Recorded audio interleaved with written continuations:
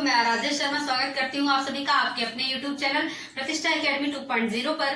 तो चलिए भाई, आज की क्लास शुरू करने से पहले सबसे पहले मैं आप लोगों को कह देना चाहती हूँ, क्योंकि मैं रोज रोज नहीं कहती, इसलिए आज की क्लास में कह देना चाहती हूँ कि भाई आप लोग चैनल को सब्सक्राइब कर लें, बेल आइकन प्रेस कर दें एंड क्लास पूरी देखें। अगर आपको क्लास अच्छी लगती है तो एंड में क्लास को भी लाइक करके अपने पढ़ने वाले दोस्तों में शेयर कर दीजिएगा, ठीक है। चैनल को सब्सक्राइब करना बिल्कुल भी ना भूलें एंड बेल आइकन प्रेस जरूर कर दें, जिससे कि आगे की क्लासेस का नोटिफिकेशन आप तक पहुंचता रहेगा, ठीक है। तो चलिए भाई क्लास को शुरू करते हैं।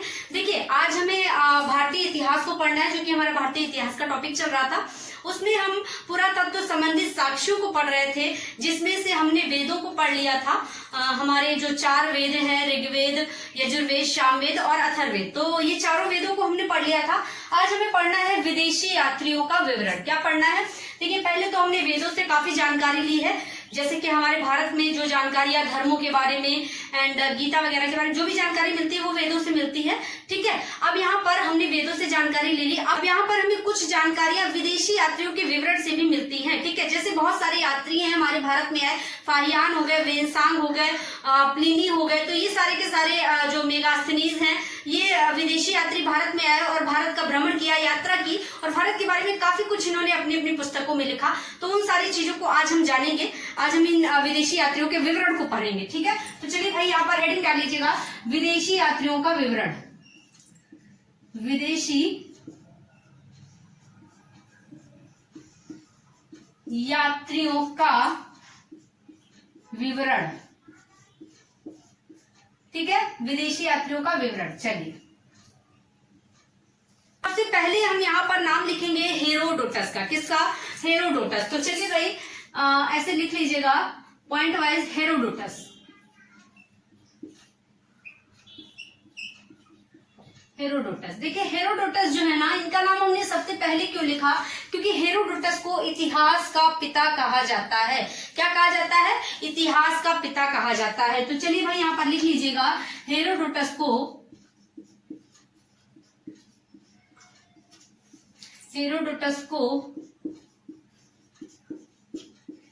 इतिहास का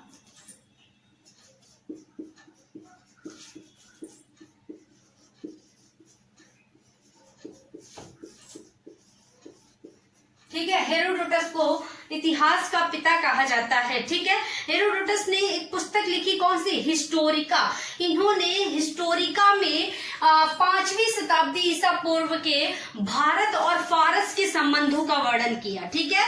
तो लिख लीजिएगा, इसने अपनी पुस्तक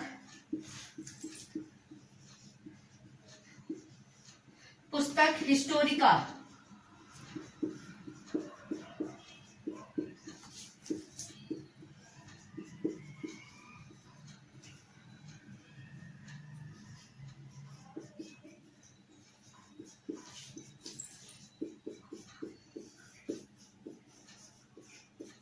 ईसा पूर्व के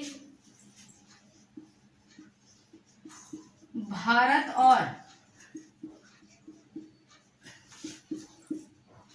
फारस के संबंधों का वर्णन किया है।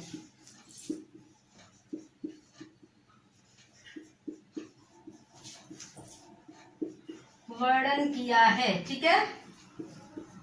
चलिए भाई, तो हेरोडोटस जो हैं, इन्हें इतिहास का पिता कहा जाता है और इन्होंने अपनी पुस्तक हिस्टोरिका में 5वीं शताब्दी ईसा पूर्व के भारत और फारस के संबंधों का वर्णन किया है। देखिए, अब इनकी पुस्तक से हमें कैसे जानकारी मिली? भाई, विदेशी यात्रियों का आगमन जो हम पढ़ रहे हैं, यहाँ पर हेरोडोटस के बारे में हमने जाना कि भाई हेरोडोटस ने अपनी जो पुस्तक लिखी हिस्टोरिका, वहां से हमने भारत और फारस के संबंध कैसे हुआ करते थे उस टाइम पर, इस चीज को जाना, ठीक है। भारत और फारस के बीच में संबंधों को जाना। चलिए नेक्स्ट लिखिएगा आप, मेगास्थनीज। नेक्स्ट डालिए, मेगास्थनीज।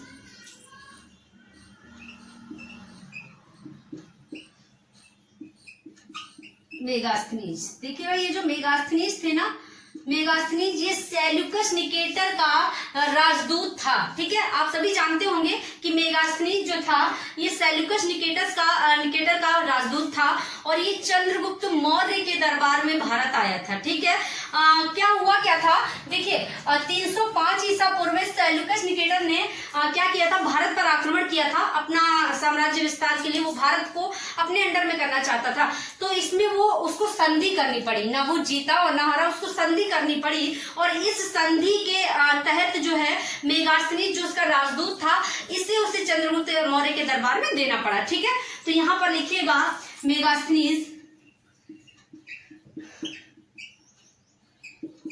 मेगास्थनीज सेल्यूकस निकेटर का राजदूत था,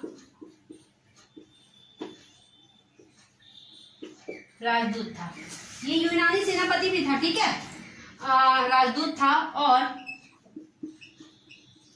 यह चंद्रगुप्त मौर्य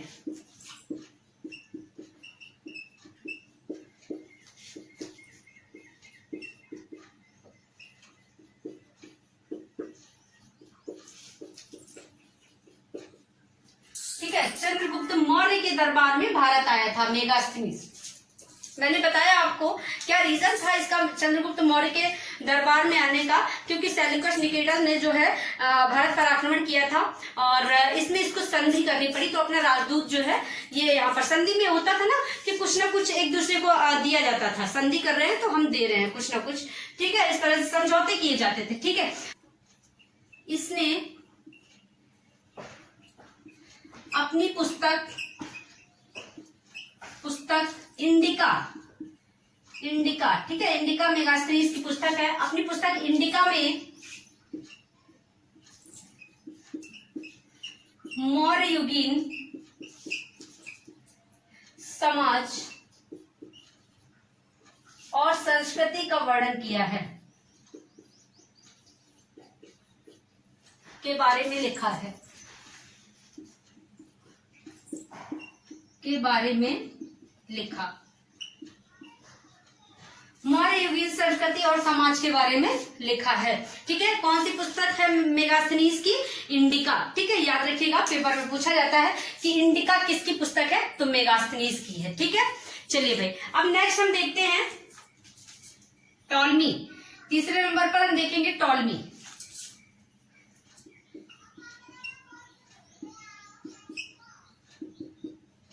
देखिए टॉलमी जो था ना, टॉलमी ये एक मिस्र का निवासी था, मिस्र निवासी था। तो यहां पर लिखिएगा यह है मिस्र का निवासी था और ये एक प्रमुख भूगोल वक्ता था। ठीक है, यह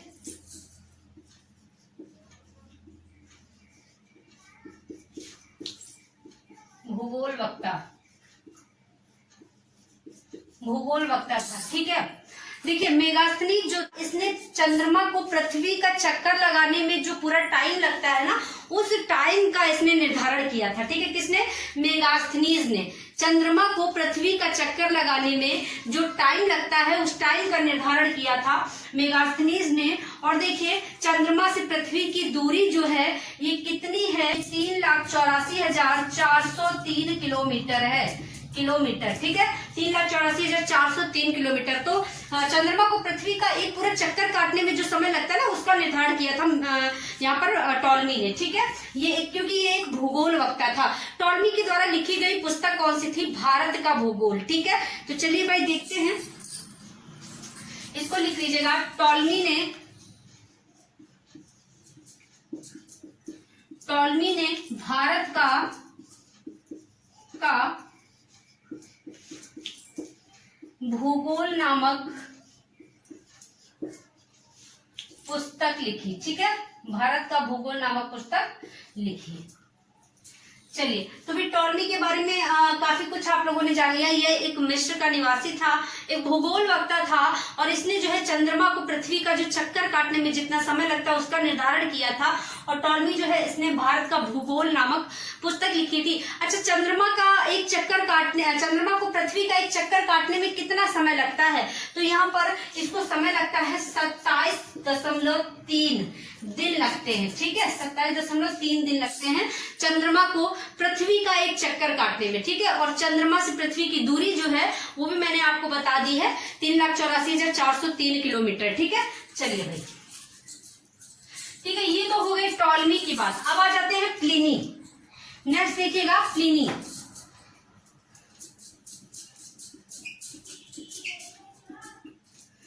प्लिनी ने नेचुरल हिस्ट्री नामक पुस्तक लिखी। कौन सी? Natural history. तो यहां पर लिखिएगा इसने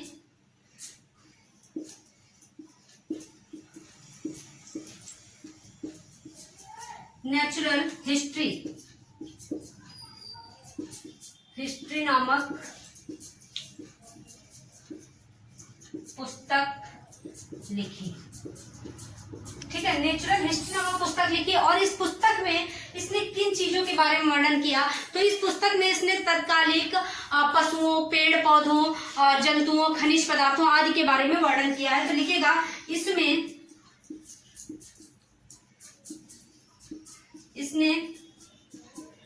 भारत के पशुओं,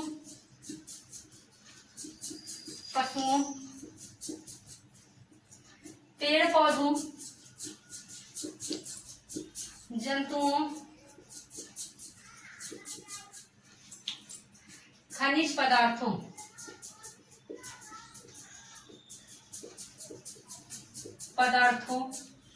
आदि का वर्णन किया है।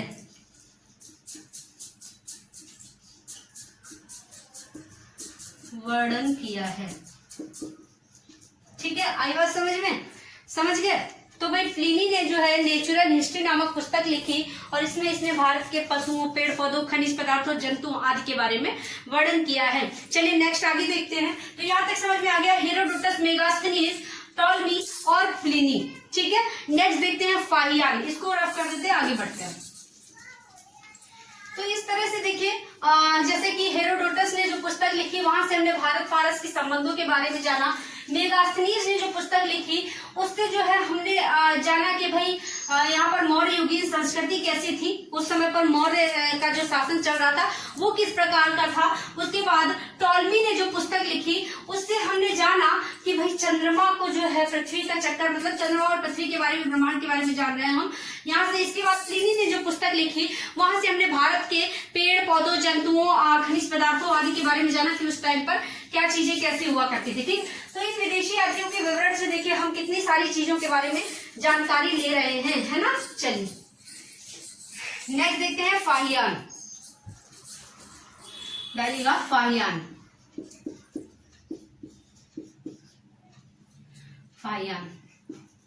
फाहियान जो है ये चंद्रगुप्त द्वितीय के शासन काल में आया था। ठीक है, चंद्रगुप्त द्वितीय के शासन काल में आया था।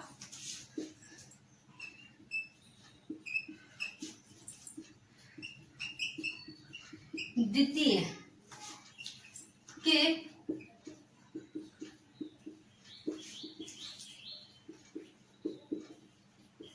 आया था। ठीक है, शासन काल में या दरबार में आया था, याद रखिएगा। फाहियान एक चीनी यात्री था। ठीक है, तो यहाँ पर लिख लीजिएगा, यह है एक चीनी यात्री था और बौद्ध भिक्षु भी था, और बौद्ध भिक्षु था। ठीक है, बौद्ध भिक्षु था। ठीक है, इसका मेन उद्देश्य क्या था? इसका मेन उद्देश्य था भारत से बौद्ध ग्रंथों को एकत्रित करके चीन वापस ले जाना। ठीक है, भारत से बौद्ध ग्रंथों को एकत्रित करके चीन वापस ले जाना। तो लिखिएगा इसका उद्देश्य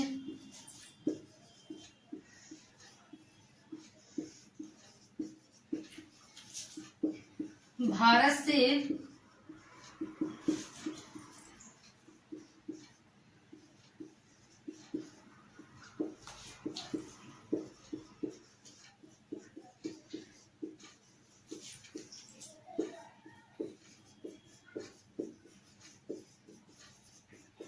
ठीक है, इसी उद्देश्य से ये भारत आया था कि भारत से बौद्ध ग्रंथों को एकत्र करके ये चीन ले जाए। ठीक है, चलिए नेक्स्ट देखते हैं वेनसांग। नेक्स्ट आते हैं वेनसांग।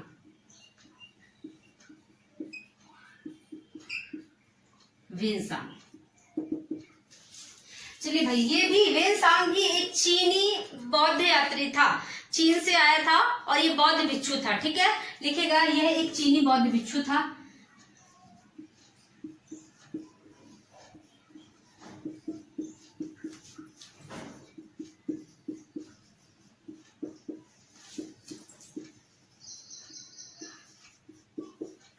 बौद्ध भिक्षु था और ये किसके दरबार में आया था? तो ये हर्षवर्धन के शासन काल में भारत आया था। तो यहाँ पर लिखेगा ये है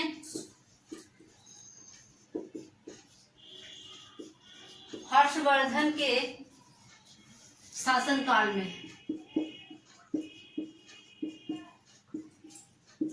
में भारत आया था। ठीक है, हर्षवर्धन के शासन काल में भारत आया था। देखिए इसकी पुस्तक वेनसांग की पुस्तक है सी यू की। इसने अपनी पुस्तक सी यू की में उस समय का जो उस समय जो संस्कृति, हर्षकालीन जो संस्कृति थी ना, संस्कृति, धार्मिक, आर्थिक, सामाजिक जो भी अवस्थाएं थी, उन सब के बारे में इसने विवरण अपनी पुस्तक सी यू की में किया है। ठीक है, ये 15 वर्षों तक भारत में रहा था। तो लिख लीजिएगा, ये है 15 वर्षों तक भारत में रहा, या 15 वर्ष भारत में रहा, लिख लीजिएगा 15 वर्ष भारत में रहा। और इसने अपनी पुस्तक, कौन सी पुस्तक है भाई? सी यू की, सी यू की। ठीक है, इसने अपनी पुस्तक सी यू की में हर्षकालीन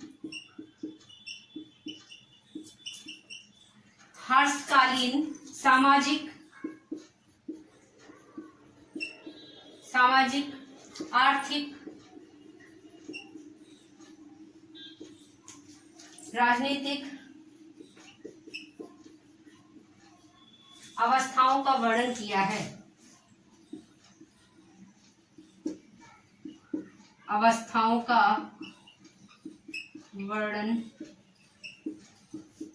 किया है। ठीक है, तो इसकी पुस्तक कौन सी है? सी यू की। ठीक है, इसको याद रखेंगे। इसने हर्षकालीन, देखिए यहाँ से जब वेनसांग, फाहियान जब भारत आया तो हमें क्या पता लगा कि फाहियान जो था ये एक चीनी यात्री था, चीन से आया था और इसका उद्देश्य क्या था? बौद्ध ग्रंथों को एकत्रित करके चीन वापस ले जाना। तो यहाँ से हम जान रहे हैं कि भाई हमारे भारत में जो बौद्ध धर्म है वो कितना ज्यादा प्रचलित और कितना ज्यादा इंपॉर्टेंट रहा कि देखिए विदेशों से लोग आ रहे हैं इसे अपने देश ले जाने के लिए। ठीक है, दूसरा देखिए वेनसांग की पुस्तक जो सी यू की थी, यहाँ से हमने क्या जाना?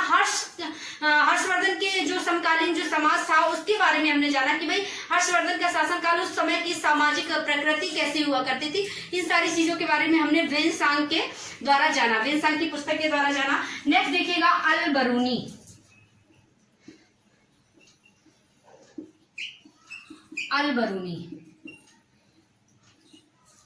देखिए अल-बरूनी जो है यह है एक फारसी लेखक था। ठीक है, तो यहाँ पर लिखिएगा यह है एक फारसी लेखक था तथा इसकी जो रचनाएं है ना, इसकी रचनाएं अरबी भाषा में है। ठीक है, इसकी रचनाएं अरबी भाषा में है। ठीक है, इसकी रचनाएं जो हैं ये अरबी भाषा में है। ठीक है, ये फारसी लेखक था लेकिन इसकी रचनाएं जो है अरबी भाषा में है और इसे 3 और भाषाओं का ज्ञान था। कौन कौन सी? इसको 3, एक सीरियाई, एक संस्कृत और एक यूनानी भाषाओं का ज्ञान था। ठीक है, सीरियाई, संस्कृत और यूनानी भाषाओं का लिखूंगी नहीं, बता दे रही हूँ, आप समझ लीजिएगा। देखिए इसकी 146 रचनाएं थी। कितनी? 146 में से 2-3 जो मुख्य हैं वो बता देती हूँ। देखिएगा इसकी 146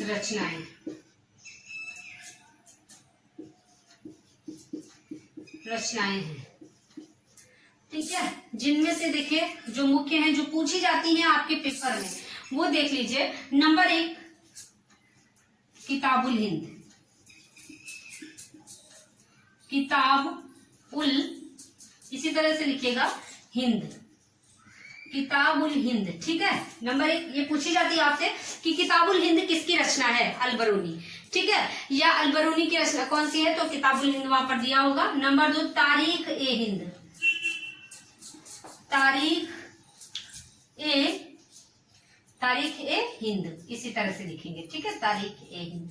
तो ये जो 2 रचनाएं ना, ये मोस्ट इंपॉर्टेंट है और ये पेपरों में अक्सर देखने को मिलती हैं। बाकी की बहुत सारी हैं तो उन्हें हम नहीं ज्यादा पढ़ सकते हैं, लेकिन जो पेपरों में पूछी जाती हैं उनको हम पढ़ सकते हैं। तो वो ये 2 हैं, किताबुल हिंद और तारीख ए हिंद। इसके बाद तीसरे नंबर पर एक देख लीजिएगा, अल-नजूम, अल-नजूम। तो ये जो पुस्तकें हैं ये इनकी कुछ इंपॉर्टेंट हैं जिनके बारे में आपको जानना चाहिए, ठीक है, तो यही इंपॉर्टेंट है। नेक्स्ट देखते हैं हम टेसियस। अब ये कौन था, टेसियस कौन था भाई, तो टेसियस जो है ना, ये ईरान का राजवैद था, ईरान का राजवैद, ईरान का राजवैद,